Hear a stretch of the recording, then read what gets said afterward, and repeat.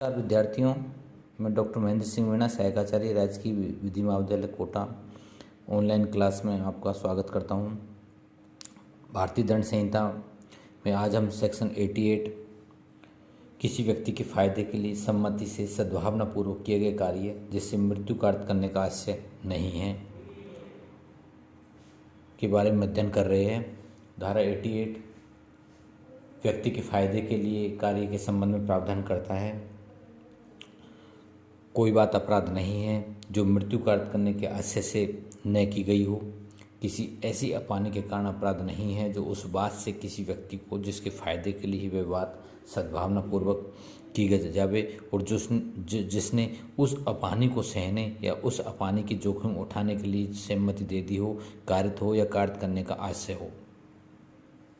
दृष्टांत से क्या एक शल्य चिकित्सक ये जानते हुए कि एक विशेष शस्त्र कर्म से यह कि जो वेदनापूर्ण व्याधि से ग्रस्त है मृत्यु कारित करने की संभाव्यता है, किंतु यह कि मृत्यु कारित करने का आशय नहीं रखते हुए और सद्भावनापूर्वक यह के फायदे के आशय से यह की सम्मति से यह पर वह शस्त्र कर्म करता है कि ने कोई अपराध नहीं किया। सामान्य नियम यह है कि आशय द्वारा कारित की गई मृत्यु को सहमति के आधार पर कभी भी न्यायोचित नहीं ठहराया जा सकता। लेकिन यदि कोई व्यक्ति जिसके लाभ के लिए कोई कार्य किया जाता है वह ऐसे कार्य के लिए अपनी सहमति दे सकता है, भले ही उस कार्य से मृत्यु कारित होने की संभावना ही क्यों न हो, किंतु आवश्यक यह है कि ऐसे कार्य करने वाले व्यक्ति का आशय मृत्यु कारित करने का नहीं होना चाहिए। यही धारा 88 में उपबंधित किया गया है। धारा 87 और 88 में क्या अंतर है? धारा 87 और 88 दोनों में काफ़ी कुछ मिलते जुलते प्रावधान हैं, किंतु निम्नलिखित अंतर है। धारा 88 के अंतर्गत सहमति देने वाले व्यक्ति की आयु का उल्लेख नहीं किया गया है, जबकि धारा 87 के अंतर्गत सहमति देने वाले व्यक्ति की आयु 18 वर्ष से अधिक होना अपेक्षित है। दूसरा अंतर है, धारा 88 के अंतर्गत मृत्यु के अलावा किसी भी प्रकार की क्षति कारित की जा सकती है, जबकि धारा 87 के अंतर्गत मृत्यु अथवा गंभीर चोट के अलावा किसी भी क्षति कारित की जा सकती है। सेक्शन 89 है, संरक्षक द्वारा उनकी सम्मति से शिशु या उन्मत्त व्यक्ति के फायदे के लिए सद्भावनापूर्वक किया गया कार्य।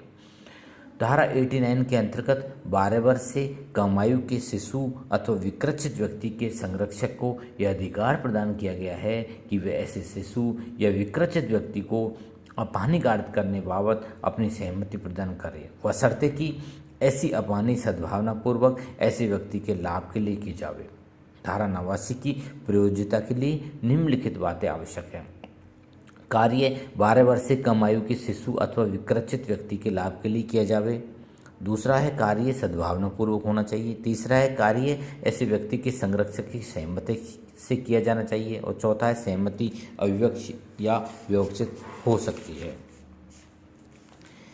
इसमें दृष्टांत है कि सद्भावनापूर्वक अपने शिशु के फायदे के लिए अपने शिशु की सम्मति के बिना ये संभाव्य जानते हुए कि शस्त्र कर्म से उस शिशु की मृत्यु कारित होगी, न कि इस आशय से कि उस शिशु की मृत्यु कारित कर दे, शल्य चिकित्सक द्वारा पथरी निकलवाने के लिए अपने शिशु की शल्य क्रिया करवाता है। कै का उद्देश्य शिशु को रोग मुक्त करना था, इसलिए वह इस सब बात के अंतर्गत आता है।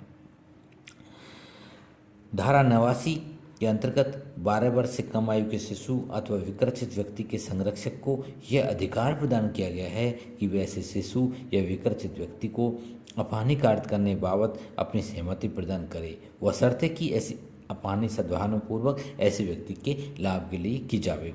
धारा 89 की उपयोगिता के लिए निम्नलिखित बातें आवश्यक है। कार्य 12 वर्ष से कम आयु के शिशु अथवा विकृत व्यक्ति के लाभ के लिए किया जावे। कार्य सद्भावनापूर्वक होना चाहिए। कार्य ऐसे व्यक्ति के संरक्षक की सहमति से किया जाना चाहिए और इस सहमति अव्यक्त या विवक्षित किसी भी प्रकार से हो सकती है।